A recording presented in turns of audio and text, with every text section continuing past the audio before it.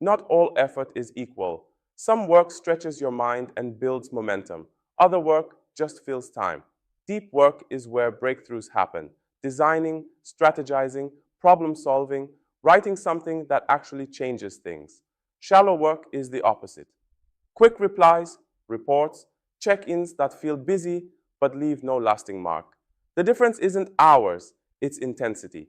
When you master deep work, output stops being random, it compounds. You achieve more with less exhaustion because attention flows in one direction instead of scattering. The goal isn't to eliminate shallow work, it's to recognize which kind of work truly moves the needle and give it the hours that matter most. Deep work is the cognitive equivalent of strength training. It demands focus heavy enough to stretch your mental muscles past comfort into growth. These are the tasks that require sustained concentration, complex reasoning, and creativity. Activities that produce disproportionate value compared to the time they consume. Writing a proposal that defines strategy, coding a core system, designing a campaign, researching solutions, each calls for immersion so total that distractions feel physically jarring. To reach that state, you need uninterrupted blocks of 90 minutes or more. Neuroscience shows the brain takes at least 20 minutes to reach full cognitive depth. Cut that short, and you never access your highest clarity. These long sessions activate the prefrontal cortex and quiet the limbic system, the part chasing every ping and notification.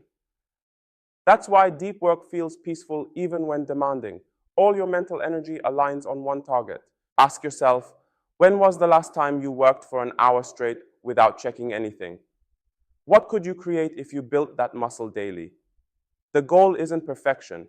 It's training your brain to stay with a single valuable problem until you've truly moved it forward. Shallow work looks productive because it's visible. Emails get answered, boxes get checked, meetings get attended. But underneath the movement, little real progress occurs.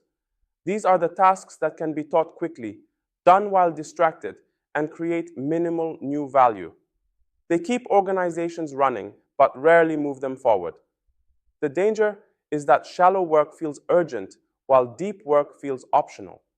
It's easy to choose quick wins because they reward you instantly, a dopamine loop of done.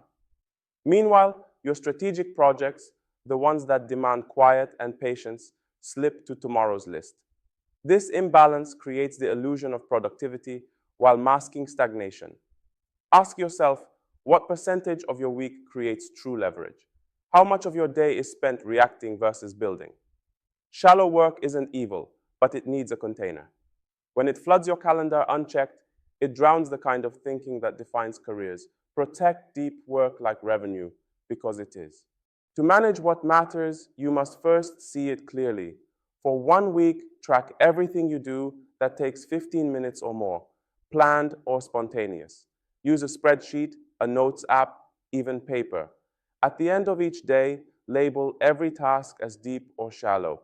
Be honest, perception is often wrong. Next, apply the depth test. If it would take less than 6 months to train someone else to do it, it's probably shallow.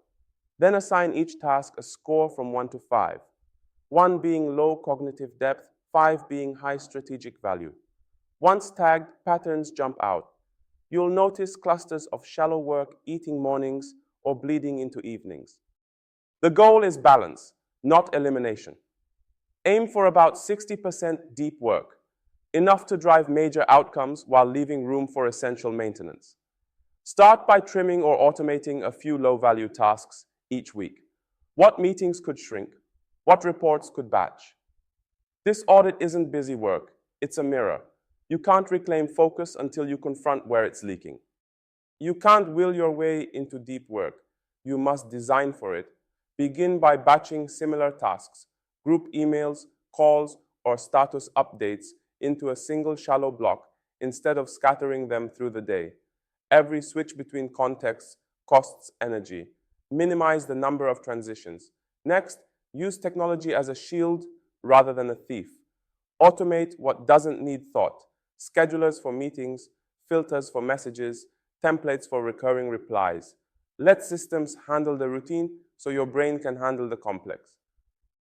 Establish boundaries with intention. Create office hours for shallow tasks, maybe 3 to 4 p.m., and defend mornings or early hours for deep work. Tell your team those blocks are sacred. Consistency trains others to respect your rhythm. Most importantly, match effort to energy. Peak cognitive hours deserve your most demanding problems.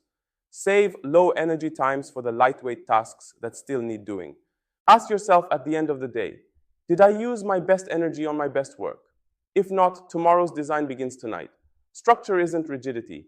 It's respect for the limited fuel of focus.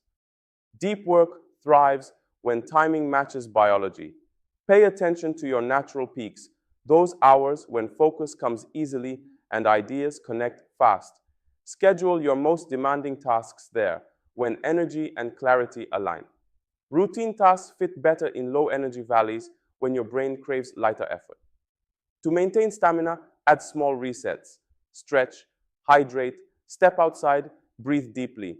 These short breaks protect focus far better than long slumps of fatigue. Notice how your energy ebbs across the day and design your deep work sessions accordingly.